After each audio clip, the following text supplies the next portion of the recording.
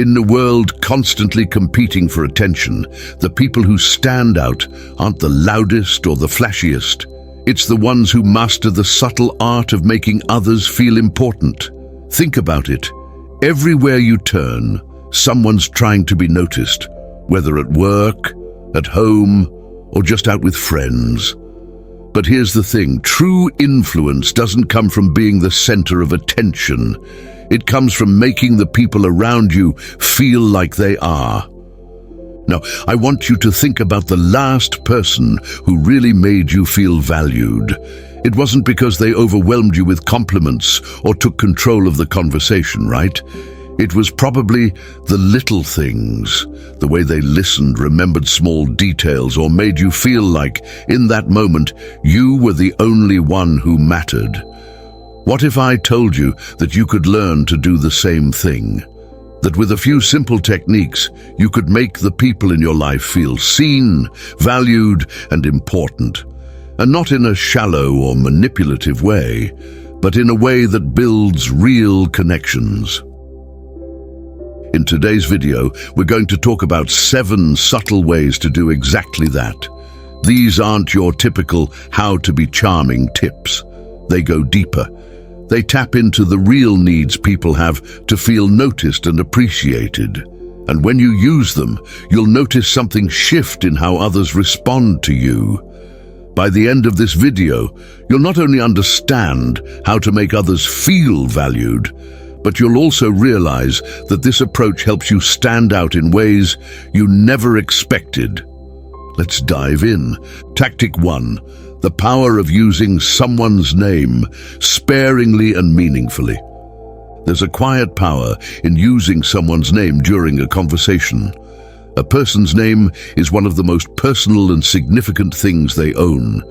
When it's spoken, it grabs attention, taps into a sense of recognition and makes them feel seen. But like any powerful tool, it must be used wisely. Overusing a name can feel forced, even manipulative, and can have the opposite effect of what's intended. The moment someone hears their name in a conversation, their brain lights up. It's almost instinctual. Everything else falls into the background for a split second. But here's where the subtlety comes in. If a name is thrown into every other sentence, it starts to feel robotic and disingenuous. Instead of making the conversation more personal, it starts to feel like a social formula, and people can sense when they're being worked into a formula. Using someone's name sparingly, however, makes it far more impactful. Dropping it into conversation at key moments, when making a serious point, or when emphasizing something personal, signals to them that they have your full attention in that moment. It reinforces the idea that they're being recognized, not just because it's polite, but because you've chosen to focus on them. The subtlety of this approach makes all the difference. There's no need to force someone's name into every part of a conversation to make them feel valued. In fact, doing so can backfire. Overuse can come across as artificial, and people begin to notice the lack of authenticity. The goal should be to weave their name into the interaction naturally, in moments where it adds to the connection, not where it feels rehearsed. Take a professional setting, for instance. When names are used meaningfully, it helps people feel engaged and respected. But when a name is repeated too frequently, it can start to feel like a sales tactic or a networking gimmick. Instead of fostering connection, it creates distance. The key is moderation. Less can be more when it comes to this. What's important to understand is that using someone's name effectively isn't about manipulation. It's about showing genuine recognition. When done right, it's a subtle way to communicate, I see you and you matter in this moment. This is especially powerful when combined with full engagement in the conversation. It's not just the name itself that matters, it's the way it's used to reinforce attention and focus. The impact of this small gesture cannot be overstated. Hearing one's name at just the right moment can change the tone of a conversation. It adds a layer of intimacy and attention that many conversations lack. But it has to feel natural. The goal isn't to make someone feel like they're part of a social experiment, but to make them feel genuinely seen. In the end, using someone's name sparingly but powerfully is a small yet effective way to make them feel important. It's a tool that can strengthen connections and deepen conversations, but only when it's used with care and intention. Keep it subtle, and the effect will be profound. Tactic 2. Listen to truly understand, not just to respond. Let's talk about listening, the kind of listening most people rarely experience. In many conversations, the focus tends to drift toward preparing a response, rather than genuinely understanding what the other person is saying. It's a common habit. Instead of truly hearing the message being shared, many simply wait for their moment to jump in with their thoughts, ideas, or solutions. And that's where things go wrong. When attention is split between the conversation and what to say next, people pick up on it. They notice when they're not fully being heard, and it can make them feel unimportant or invisible. In most cases, people aren't searching for the next clever comment or instant solution. What they truly want is to be heard. But too often, the conversation turns into a waiting game, listening just enough to find an opening to speak, rather than taking the time to understand. The result? A surface-level connection that leaves little impact. In a world filled with noise and distraction, real listening has become a rare gift, one that's often overlooked. The solution lies in a shift of focus, listening with the intent to understand, not simply to respond. When someone speaks, they're often sharing more than just words. They're communicating emotions, thoughts, and a need to be recognized. By offering full attention, the message becomes clear, and the speaker feels truly valued. This kind of listening doesn't just show respect, it builds connection. Take, for example, a conversation with someone going through a difficult time. The natural instinct may be to jump in with advice or offer a solution. But when space is given for them to talk, without interruption, without trying to fix the problem, something important happens. They feel heard, and sometimes that's all that's needed. The impact of listening without the rush to respond can be profound. This approach also builds trust. In most interactions, people expect the back-and-forth exchange, with each person eager to share their thoughts. When someone takes the time to simply listen, it creates a moment of clarity and focus that stands out. That act of listening signals to the speaker that their thoughts are valued, and that the conversation is not just about exchanging words, but about connection. It's important to realize that listening isn't about staying silent forever. There's certainly a time for advice or feedback, but before any of that, the speaker must feel truly understood. This kind of listening isn't passive. It's active and intentional. By focusing fully on what the other person is saying, the depth of the conversation naturally increases, and the person feels important in ways that surface-level talk can never achieve. Listening with intent is more than just a social courtesy. It's a way of building stronger, more meaningful connections. It involves setting aside the urge to dominate the conversation and instead giving space for the other person's voice to be heard. In a world where so many interactions happen on autopilot, giving someone undivided attention is a simple yet powerful way to show that they matter. Ultimately, the key is this: stop listening to respond and start listening to understand. That's how real connections are made, and how people walk away from conversations feeling seen, heard, and valued. In doing so, not only will they remember what was discussed, but they will also remember how they felt during the conversation. And that makes all the difference. Tactic 3. Master the art of ending conversations on a high note. Knowing when to end a conversation can be just as important as knowing how to start one. Many people make the mistake of lingering too long, thinking that the more time spent talking, the more impactful the interaction. But in reality, staying past the peak of a conversation can dilute its impact, leaving the other person feeling drained rather than engaged. The trick lies in understanding the power of a well-timed exit. Ending a conversation at its high point leaves a lasting positive impression.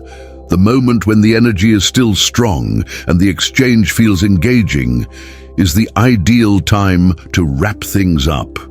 By exiting while the interaction is still enjoyable, it creates a sense of anticipation for the next meeting, rather than the conversation feeling drawn out or overstayed.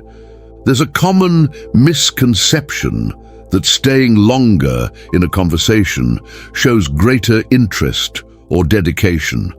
But the truth is, knowing when to leave demonstrates self-awareness and confidence.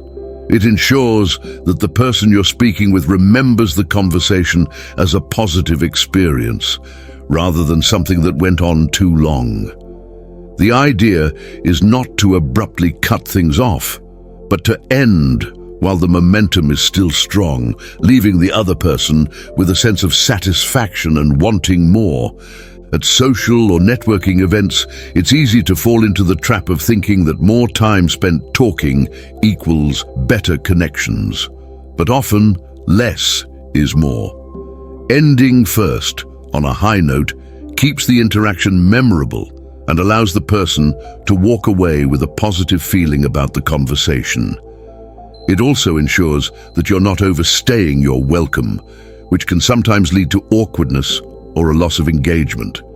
Timing is everything. Exiting the conversation when it's still lively and enjoyable allows the other person to associate the interaction with good energy. Compare that to staying too long when the conversation has lost its spark.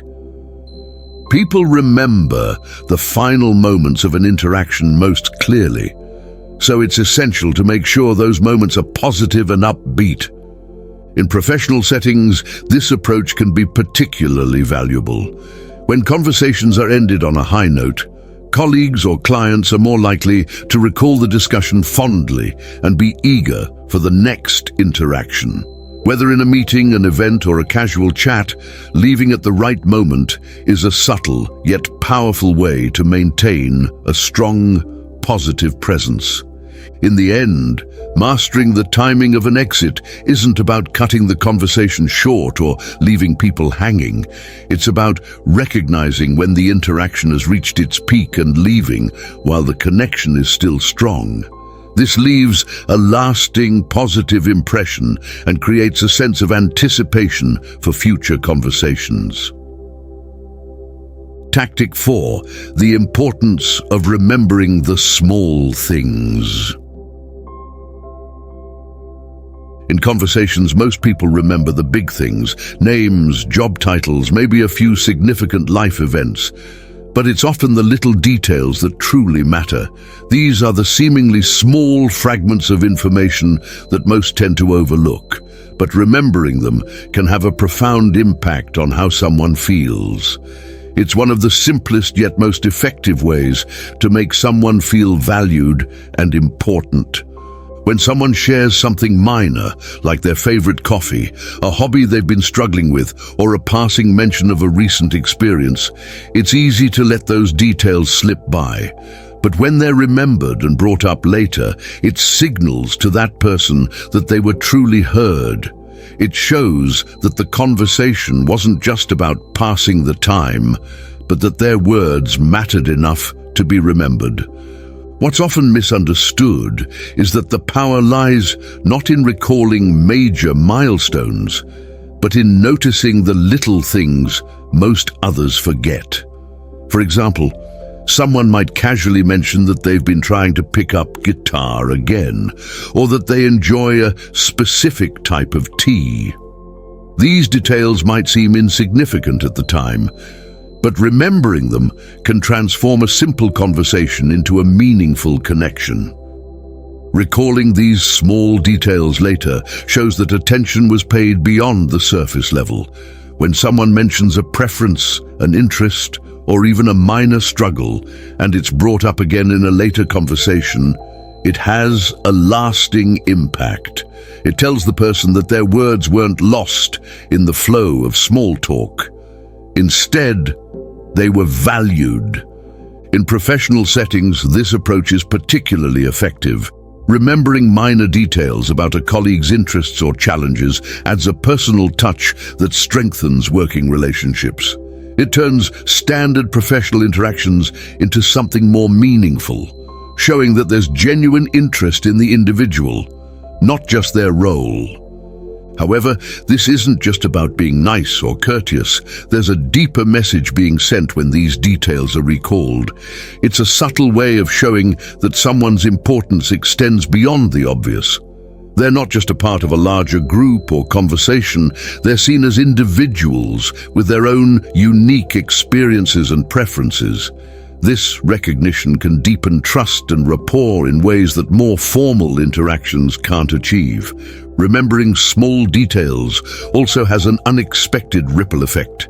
It creates a sense of closeness and comfort, allowing conversations to go beyond the surface and into more meaningful territory.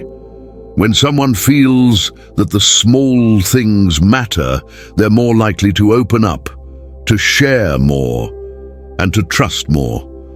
It builds a connection that lasts long after the conversation is over. In a world where most interactions are rushed and filled with distractions, taking the time to remember the little things sets one apart. It shows that attention is given to the person, not just the conversation. And in doing so, it elevates the interaction from something routine to something memorable. Ultimately, it's these small moments, remembering a favorite drink, following up on a minor life update, recalling a preference, that leave the most lasting impressions. It's not about grand gestures or big statements. It's about paying attention, truly listening, and showing that even the smallest details are worth remembering. That's what makes people feel important. Tactic 5, the power of vulnerability when used in balance. Vulnerability is one of the most powerful tools for building connection, but it's also one that requires careful balance. In the right context, showing vulnerability can humanize and create deeper relationships, making others feel more comfortable and connected. However, it's important to understand that vulnerability doesn't mean laying everything on the table. It's about knowing what to share, when to share it, and with whom. The truth is, people respond to vulnerability because it makes someone seem more real, more approachable.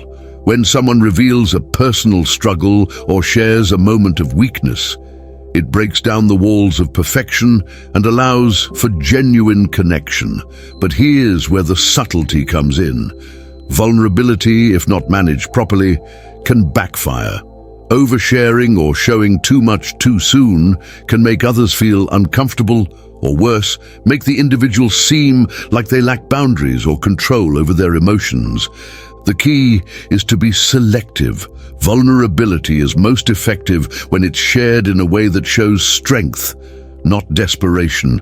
It's about revealing enough to be relatable without losing authority or appearing like you're seeking validation.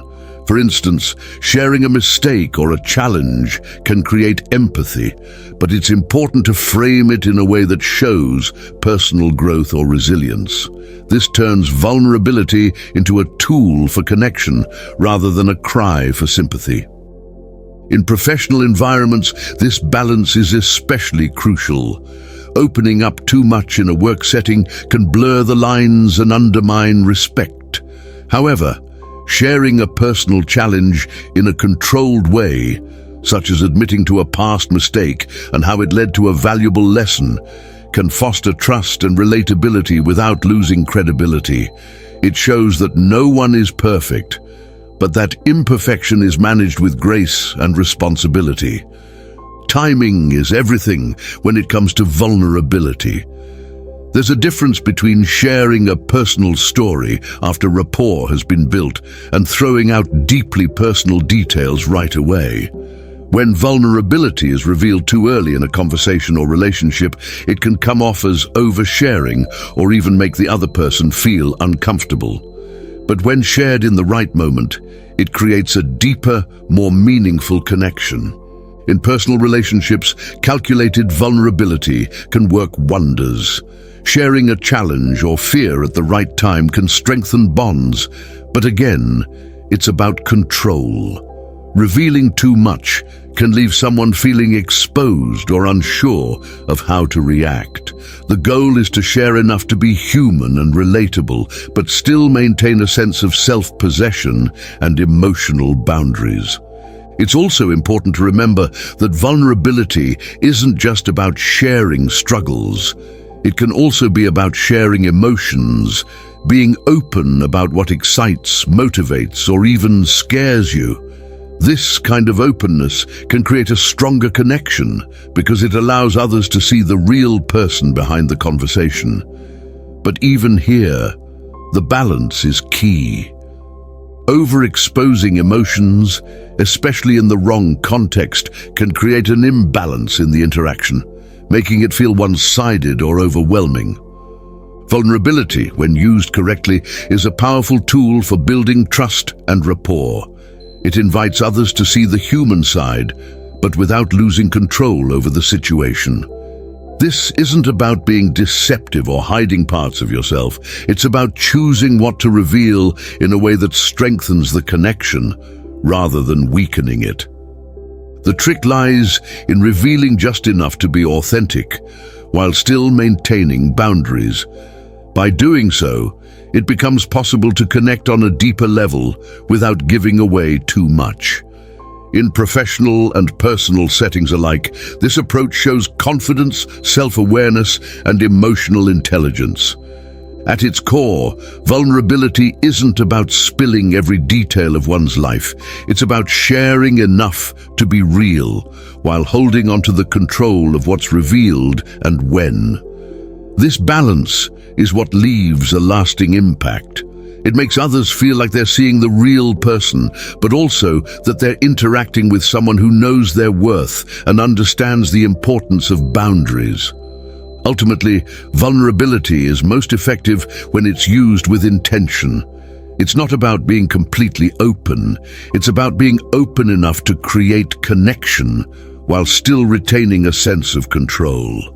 That's where the real strength in vulnerability lies, in knowing when to be open and when to hold back, ensuring that the connection is meaningful, but never at the expense of self-respect or personal boundaries. Tactic 6, the power of asking deep questions without revealing too much. One of the most effective ways to make others feel important is by asking thoughtful, deep questions. These types of questions go beyond surface-level small talk and invite others to share more personal insights. But here's where the strategy comes in. While asking deep questions can strengthen connection, it's not always necessary or even wise to answer those same questions yourself. People enjoy talking about themselves, especially when asked about something meaningful. When a deep question is posed, it signals that the conversation is moving beyond the trivial and that the person asking is genuinely interested in getting to know the other individual. It allows them to feel important, valued, and understood. But when both people share answers to these deeper questions, the dynamic can shift. By choosing not to answer in the same depth, the focus remains on the other person, creating a sense of mystery and intrigue while still fostering connection. For example, if someone is asked about a dream they've always had but never pursued, it opens the door for them to share a vulnerable or meaningful part of their life. When they finish, they may naturally turn the question back, asking what dream has been similarly elusive. This is where the power of withholding comes into play. Instead of immediately answering with a personal story, it can be more effective to gently deflect, allowing the focus to remain on them. A simple comment like, "That's a fascinating goal. Tell me more about what's kept you from pursuing it," keeps the spotlight on them and shows continued interest. This approach isn't about being evasive or avoiding personal connection. Rather, it's about maintaining a level of intrigue. The more others share, the more they feel understood. But by holding back personal answers, the person asking the questions remains somewhat enigmatic. This creates a dynamic where the other person feels important, but also curious. They start to wonder about the one asking the questions, intrigued by what hasn't been said. In professional settings, this tactic can be particularly effective. Asking deep questions during a meeting or networking event can set someone apart from the usual casual banter. However, by choosing not to fully reveal personal information in return, it positions the person as someone who listens carefully and thoughtfully, but doesn't necessarily offer everything up front. This can be especially useful in environments where maintaining an air of professionalism and control is important. The goal isn't to be secretive or avoid engagement. It's about creating a balance between openness and restraint. People are naturally drawn to those who are curious about them, but they also become intrigued when not everything is shared in return. This dynamic keeps the conversation flowing while allowing the person being questioned to feel important and valued. In social situations, this method also works well.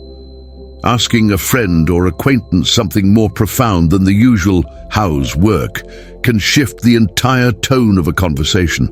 It shows genuine interest in their inner world, in what really drives them. But again, choosing not to answer the same question immediately keeps the conversation centered on them.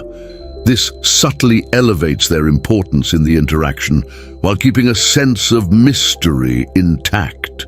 This isn't to say that one should never answer deep questions or be evasive in every situation. It's about knowing when to offer personal insight and when to keep the focus on the other person. There's a balance to be struck. Sometimes it's necessary to share, to open up, but other times it's more powerful to let the other person take the spotlight. This balance creates an engaging dynamic where the conversation is rich with meaning, but still leaves some things unsaid, keeping the interaction interesting. Another benefit of this approach is that it prevents the conversation from becoming a back and forth of personal stories that can sometimes feel like oversharing. By holding back, the interaction stays focused and purposeful rather than becoming a mutual exchange of vulnerabilities. It helps to maintain a level of professionalism or social tact, depending on the setting. The deeper message here is that asking questions is about more than gathering information. It's about creating a connection. When someone feels that they've been asked a question that requires thought, reflection, or personal insight, it automatically elevates the conversation. It shows that there's a real interest in who they are, beyond the surface. But by not always answering those same questions, a sense of balance is maintained. The other person feels important while the one asking remains a little mysterious, a little unknown. Ultimately, asking deep questions without always answering them is a subtle way to control the flow of the conversation. It shifts the attention onto the other person, making them feel valued and understood, while also keeping a layer of mystery. This balance between engagement and restraint is what makes the interaction memorable and leaves people wanting to know more. It's a powerful way to make others feel special while keeping control of the conversation and ensuring that connections remain strong, focused, and meaningful. Tactic 7, give your full attention, even in small moments. One of the most subtle yet impactful ways to make others feel important is by giving them your full, undivided attention, even in the smallest moments. In a world filled with distractions, Phones buzzing, notifications popping up, and constant multitasking, giving someone your complete focus can make a deeper impression than any grand gesture. It's a simple, often overlooked habit that can leave a lasting impact. When in conversation, most people are only half present. They may glance at their phone, mentally run through their to-do list, or let their eyes wander around the room. Even a slight distraction can signal to the other person that they don't have your full attention. And in those moments, they feel less important, like their words don't carry the weight they should. But when you give someone your full attention, maintaining eye contact, putting away distractions, and genuinely listening, it communicates that they matter. It shows that in that moment, nothing is more important than what they have to say. This act of presence doesn't just improve the quality of the conversation, it elevates the person's sense of self-worth. It's often the little interactions where this can make the biggest difference. For instance, during a quick hallway chat at work or a brief exchange with a friend, most people tend to rush through the conversation, mentally preparing for the next task. But by pausing, turning fully toward the other person, and giving them undivided attention, those small moments become significant. The person feels valued, not rushed or brushed off. This approach is especially effective in professional environments. Meetings, briefings, or casual workplace chats often involve multiple distractions. By being the one who puts away the phone, stays engaged, and listens fully, it sets a standard of respect that's hard to ignore. It also fosters an environment of trust. Colleagues and clients alike will appreciate and remember that feeling of being genuinely heard. It's not just about removing distractions, though. It's also about being mentally present. Being fully engaged means not just hearing words, but absorbing the meaning behind them. It means asking thoughtful follow-up questions, acknowledging points with more than a nod, and offering feedback that shows you've been paying attention the whole time. Even in casual settings, this level of focus makes the other person feel like their time and thoughts are worth more than just a passing acknowledgement. In social situations, the effect of giving full attention is just as powerful. Whether it's a friend sharing a story or someone venting about a tough day, your attention is often the most valuable thing you can offer. It tells them that they matter enough to deserve focus, something that's in short supply these days. And often, it's these small moments of undivided attention that deepen connections and build lasting relationships. The idea isn't complicated, but it's rare. So many people are conditioned to split their focus between multiple things at once. Scrolling on a phone while talking, glancing at the TV while pretending to listen, or mentally preparing for what's next. By simply staying present in the moment, you offer something that has become increasingly scarce: real, genuine attention.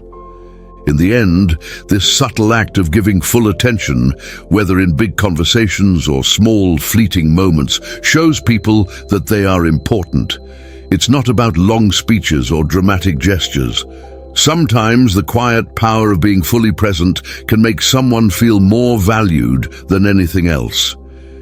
In the end, making people feel important isn't about grand gestures or over-the-top efforts.